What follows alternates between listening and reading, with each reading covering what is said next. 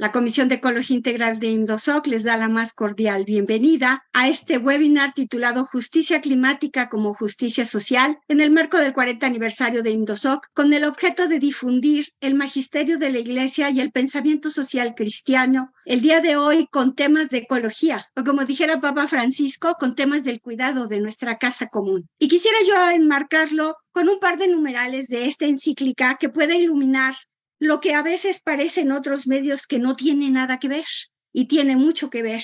Como ustedes saben, Papa Francisco promulgó una encíclica llamada Laudato Si, en la cual propone una serie de acciones encaminadas a la ecología integral. Me permito leer un par de numerales pequeñitos para dar entrada a los temas en plenitud con nuestros amigos de Iniciativa Climática de México. Pues bien, dirá el Papa Francisco, la ecología estudia las relaciones entre los organismos vivientes y el ambiente donde se desarrolla. También exige sentarse a pensar y a discutir acerca de las condiciones de vida y de supervivencia de una sociedad con la honestidad para poner en duda modelos de desarrollo, de producción y consumo. No está de más insistir en que todo está relacionado. Diríamos hoy, todos y todo está relacionado. Es así que proponen el numeral 139, que cuando se habla de medio ambiente, se indica particularmente una relación, la que existe entre la naturaleza y la sociedad que la habita. Esto nos impide entender la naturaleza como algo separado o como un mero marco de nuestra vida. Estamos incluidos en ella, somos parte de ella, estamos interpenetrados. Las razones por las cuales un lugar se contamina exige un análisis de funcionamiento de la sociedad, de la economía, del comportamiento mismo y de las maneras de entender la realidad. Por lo tanto, es fundamental buscar soluciones integrales que consideren las interacciones de los sistemas naturales entre sí con los sistemas sociales.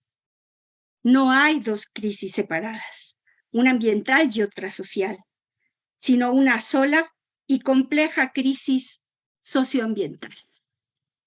Pues bien, en este marco es que le damos la más cordial bienvenida a Iniciativa Climática de México, que es una organización que tiene una serie de desarrollos estratégicos en cuanto a estudios, análisis de políticas públicas que contribuyan a la reducción de emisiones que causan el cambio climático.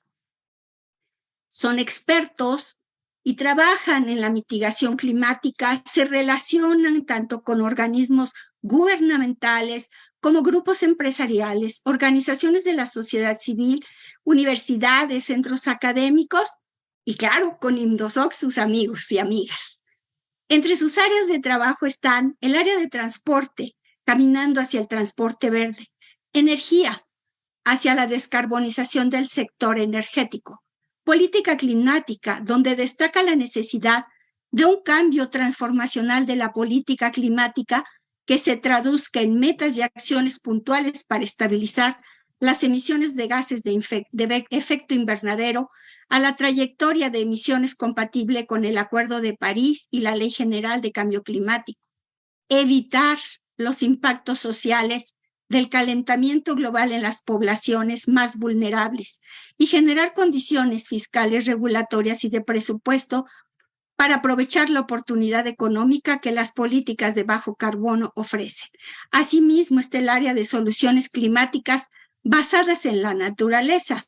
Esto ellos lo enfrentan de esta manera, enfrentando la crisis climática y construyendo futuro sano, resiliente y próspero, lo cual requiere de la protección, manejo sustentable y restauración de nuestros ecosistemas. Agradezco el día de hoy a Adrián Fernández, director de ICM, y a Ana Tamborrell, quien es la colaboradora del área de política climática en ICM, ambos expertos en los temas de los que hoy nos compartirán un poquito, una probadita. Bienvenidos. Nuestro entusiasmo y nuestro agradecimiento por parte de ICM, de quienes trabajamos en ICM, de esta gran oportunidad de estar cerca, de colaborar, de sumar esfuerzos con el INDOSOC. Ya llevamos algunos meses de estar colaborando, tenemos una agenda conjunta de algunos temas que hemos identificado y de verdad yo les quiero agradecer muchísimo a Rosario y a todas las compañeras y compañeros de INDOSOC y que nos permitan estar cerca y estar identificando oportunidades de colaboración. Yo he preparado una presentación, habrá dos presentaciones, gracias a mi compañera Ana Sofía Tamborel, de que yo presentaré primero.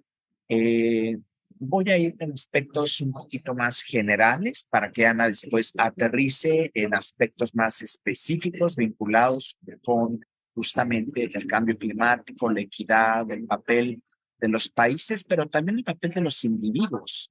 Y escuchando las dos citas y los dos pasajes que nos compartió Rosario de la encíclica Laudato Si, justamente hay una muy cercana relación con algunas de las reflexiones que yo quisiera compartir con ustedes el día de hoy. Lo primero que quiero poner a su consideración es que justamente el abordaje coordinado a nivel global en el marco de las Naciones Unidas del problema del cambio climático, que es una atención que se ha dado por casi 3 décadas prácticamente, y que nos llevó a la formulación y la firma del Acuerdo de París en el 2015.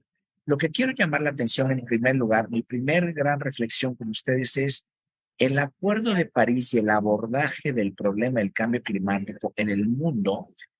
Claramente se trata de un acuerdo internacional basado en la ciencia, basado en el conocimiento de la factualidad de estos fenómenos, basados en las realidades que hoy tenemos. Esta primera lámina simplemente muestra un ejemplo de algunos elementos que están sacados del sexto y último reporte de evaluación del grupo de expertos mundiales que se conoce como IPCC, por sus siglas en inglés, que es el Panel Intergubernamental de Cambio Climático, que reúne periódicamente a literalmente miles de científicos de todo el mundo que se dan a la tarea cada 4 o 5 años de revisar toda la evidencia científica, todo el conocimiento que se va generando en materia de cambio climático, se procesa, se difiere, se analiza, se ordena, pero siempre con mucho rigor, con objetividad, y se traduce a un lenguaje, yo diría de broma, que hasta los tomadores de decisiones deberían de entender. Pero lo que quiero subrayar aquí, ya lo dije, es ha venido avanzando en los últimos 30 años, especialmente el detalle, la profundidad con la cual entendemos el fenómeno del cambio climático. Y estos avances de la ciencia del cambio climático han venido nutriendo, aunque sea de manera un poco desfasada y no con la rapidez que el problema ameritaba, ha venido nutriendo la evolución de las negociaciones internacionales, que eventualmente llegó a la firma del Acuerdo de París y que en años más recientes ha llevado a redoblar esfuerzos más allá de lo que comprende el propio acuerdo. Bien, seguimos con el papel de la ciencia. En cuanto se firmó el Acuerdo de París en el 2015, y seguramente muchos de quienes nos escuchan hoy saben que al firmar el acuerdo, los 196 países, cada uno de buena fe puso sobre la mesa una serie de metas de reducción de sus propias emisiones. Esto es la contribución que cada país iba a hacer a un esfuerzo global concertado de disminuir las emisiones que calientan el planeta a nivel global. Como el mecanismo que se siguió fue, en vez de tratar de que grupos de países impusieran a otros países cuánto debería de ser el esfuerzo a realizar por cada país justamente, aquí con buena voluntad cada país estableció una contribución. Pero vino otro elemento de la ciencia, que es evaluar hasta dónde alcanzaba la colección de todas esas metas, esfuerzos propuestos por los países, en el supuesto de que al llegar al 2030, al año 2030, que es cuando termina el primer periodo, el llamado primer periodo de cumplimiento de las metas del Acuerdo de París, habrá otros periodos después del 2030, hacia el 40, 50, etcétera. Pero en este primer periodo que va hasta el año 2030, ahí es en donde están inscritas las metas de los países, y lo que se hizo entonces de los científicos inmediatamente después de que se firmó el acuerdo, pues fue evaluar para qué nos alcanzaban las promesas, las metas comprometidas por los países. Y ahí se vio con claridad que íbamos a tener una tremenda brecha de emisiones, así se llama, así se le conoce. La brecha de emisiones simplemente es todo lo que falta todavía por reducir de emisiones una vez que se cumpliera fiel y estrictamente todas las metas que están sobre la mesa. Y como ya no tenemos tiempo, justamente el secretario general de las Naciones Unidas a lo que ha venido llamando prácticamente año con año es a que los países regresen casi cada año con metas más y más y más estrictas para ir cerrando esta brecha de emisiones, y que idealmente en poco tiempo lleguemos a tener una colección de metas de todos los países con reducciones suficientes para que el incremento en la temperatura del planeta no rebase 1.5 grados centígrados. Ese no es un nivel seguro. Hasta ahora llevamos algo así como 1.1 grados y ya tenemos impactos del cambio climático en cada rincón del planeta, y ya tenemos un claro incremento en la frecuencia y la intensidad de eventos climáticos extremos. Entonces, una vez más, la ciencia también calibra, la ciencia evalúa en tiempo real, la ciencia va dando seguimiento si somos realistas, congruentes y si nos alcanzan los esfuerzos que como humanidad estamos realizando. Último elemento de la base científica del cambio climático, además de los reportes periódicos que hace el IPCC, y mencioné ya que el último que se completó, de hecho hace unas pocas meses se terminó de liberar los componentes del sexto reporte de evaluación, también el IPCC se le encomienda a veces reportes especiales. Quiero llamar la atención nada más a uno de ellos, a un reporte que apareció en el 2018, no hace tanto tiempo, esto es 3 años después de la firma del Acuerdo de París. Es un reporte al que coloquialmente se le conoce como el reporte del 1.5. Y ese reporte lo que hace es contestar una pregunta fundamental, que es si en base a la ciencia, en base a las leyes de la química y de la física, todavía sería posible que contuviéramos el calentamiento global por abajo de 1.5 grados. Les comenté que ya llevamos 1.1 grados y tenemos impactos gravísimos. Bueno, afortunadamente la respuesta que nos dieron los científicos en este famoso reporte de 2018 es que sí es posible todavía. No nos estamos haciendo patos en seguir intentando mejorar los esfuerzos para que no se vaya más allá de 1.5 grados la temperatura promedio del planeta por arriba de los niveles históricos, déjenme llamarle normales de temperatura. La segunda pregunta que contestó este reporte fue, ¿qué tenemos que hacer? ¿De qué tamaño es el esfuerzo?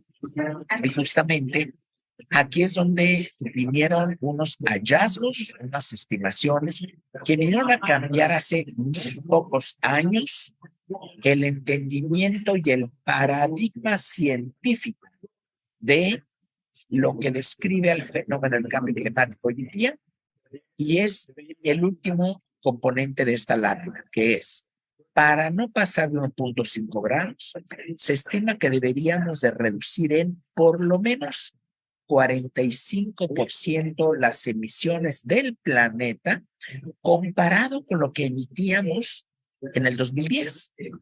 Y ahí no es el esfuerzo más grande, después se pone peor la cosa. Tendríamos que llegar a cero emisiones netas, cero. Siempre digo cero bien redondito, hacia el año 2050. De eso estamos hablando. Si en el mundo la suma de esfuerzos de todos los países no trata de cumplir con esto, es un hecho que vamos a ir a 2 grados, a 2.5 o más grados de incremento. Entonces, todos estos elementos es para la reflexión de que el Acuerdo de París y el combate al cambio climático de manera concertada a nivel mundial está basado en la ciencia. Bien, cada país es diferente. Cada país tiene una especie de huella digital que lo hace único con respecto a otros países en lo que respecta al tipo y cantidad de sus emisiones de gases de efecto invernadero. Esta lámina está en inglés, no importa, pero lo relevante aquí es que se han desarrollado procesos y metodologías estandarizadas para que todos los países del mundo hagan este tipo de estimaciones que tenemos aquí en esta tabla. Hay muchos números. Pongamos atención, nada más la primera columna que dice 2013. ¿Por qué? Porque lo que tenemos, bueno, es la segunda columna, ¿verdad? 2013. La primera tiene una lista de sectores, transporte, generación de electricidad, etcétera. Son los sectores típicos de actividades que llevan asociado emisiones de gases de efecto invernadero. Los valores que aparecen en el 2013 son las estimaciones lo más cercano a la realidad que México emitió realmente en el 2013. Y es importante hacer esas estimaciones siguiendo metodologías acordadas a nivel mundial para ver la importancia en términos relativos de los diferentes sectores y poder concentrar los mayores esfuerzos en aquellas medidas para reducir emisiones de los sectores que tienen la mayor contribución.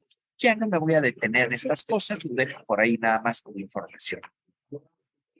Y les doy un ejemplo de, para cada uno de esos sectores, decía yo, se estima primero en lo que se conoce como el inventario de emisiones, cada sector con cuánto contribuye, que es la lámina anterior, perdón, esta lámina, ¿no? Segundo renglón, generación de electricidad, y ahí dice que contribuye con algo así como 127 millones de toneladas en el 2013. Bueno, siguiente elemento del análisis es ¿qué medidas se deberían de tomar? Estamos hablando de México, para que en ese sector de generación de electricidad y también el de eficiencia energética bajemos las emisiones. Y aquí son simplemente ejemplos. Y por supuesto, entre las medidas más importantes que tiene que tomar México y muchos otros países, pues es aumentar la participación de las energías renovables, solar, eólica y otras. Entonces, de nuevo, elementos técnicos indispensables que tienen que ver con que los países muestran al mundo o se muestran ante el mundo con cuánto contaminan, con qué esfuerzos van a hacer, y luego habrá que ver el seguimiento al cumplimiento de las metas. Los países emergentes, que son estos países que no son países, digamos, en vías de desarrollo, como se les conocía hace algunos años. Son países de renta media, son países que tienen grandes desafíos, pero también tienen capacidades importantes. Y en el caso del tema del cambio climático, tienen contribuciones de emisiones bastante fuertes, bastante importantes. Entonces, Sudáfrica es un país que está en una banda de desarrollo social, económico, que sería la misma banda a la que pertenece México, Brasil, Indonesia y otras.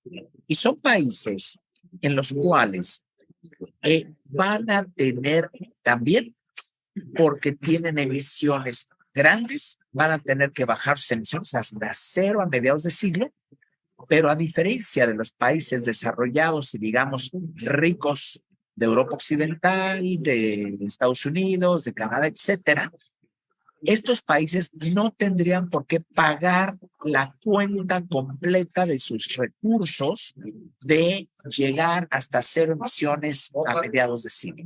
Y entonces se ha venido desarrollando por algunos de estos países. Sudáfrica es el más avanzado en el mundo de los países emergentes. Primero, Sudáfrica en el 2021 revisó sus metas. Esto que dice aquí del NDC, como dice ahí en el primer balazo, son las contribuciones nacionalmente determinadas, que no es más que el nombre pomposo para las metas de reducción de emisiones que un país seleccionó por sí mismo. Esas son las NDCs. Sudáfrica revisó sus metas originales, que eran del 2015, entregó metas más ambiciosas, es la palabra que se usa en la jerga climática global, cumpliendo con ese llamado que se viene haciendo, decir, necesitamos más y más y más esfuerzos. Pero aquí una cosa importantísima, Sudáfrica construyó una narrativa, una modalidad, un paradigma, diría yo, de cómo atacar esto de la reducción de emisiones, cuando al mismo tiempo se da prioridad a atender a la agenda social del país, la urgencia de crear empleo, reducir la pobreza y al mismo tiempo, por supuesto, acelerar la llamada transición energética. Y Ana nos va a hablar mucho más de esto. Yo no voy a profundizar para no robarle ahí los contenidos a Ana. Bueno, Sudáfrica, después de que hizo la tarea y en el 2021 entregó nuevas metas más ambiciosas, empezó a negociar, yo diría calladamente, discretamente, con Europa y con Estados Unidos, algo que ahora se conoce como un plan para la transición energética justa. ¿Y esto qué quiere decir?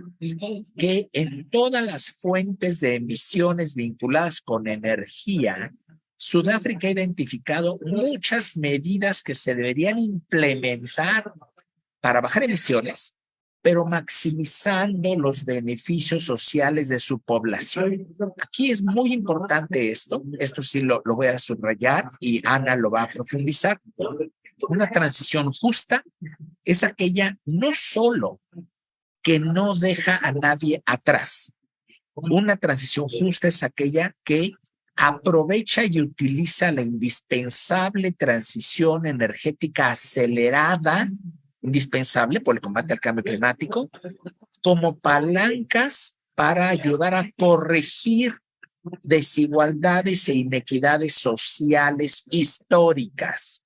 Entonces, no es nada más de que alguien que tiene un empleo mal pagado y que lo pone en riesgos a la salud, pues a ver qué le conseguimos de trabajo. No, se trata de mejorar significativamente el bienestar general de todo mundo, a la vez que combatimos el cambio climático. Y estos son los elementos que están en estos planes de transición energética justa, que por sus siglas en inglés, el acrónimo es JETP. Bien, ya voy a ir cerrando con 2 o 3 elementos más para la reflexión. He dicho que el Acuerdo de París, los trabajos de los países se basan en la ciencia, pero hay apoyo de una serie de herramientas fundamentales y quiero señalar especialmente mecanismos de transparencia climática. Hoy los países tienen la obligación de rendir cuentas no solo a su población, sino también a todo el mundo. ¿Por qué? Porque todos los países deben de contribuir al combate al cambio climático. Un elemento interesante, una tendencia que se está dando en el mundo de manera muy, creciente en los últimos años, es que los ciudadanos de los países han venido multiplicando sus acciones de litigio, de demandas legales en contra, por ejemplo, de compañías, en contra de petroleras, pero también en contra de sus propios gobiernos, Hay un montón de casos emblemáticos, menciono uno nada más, el famoso caso de la demanda que grupos de la sociedad civil hicieron contra el gobierno de Holanda, porque sus ciudadanos consideraron que las metas que Holanda entregó al Acuerdo de París avergonzaban a los holandeses y que deberían de hacer un mejor esfuerzo y deberían de proponer cosas más estrictas.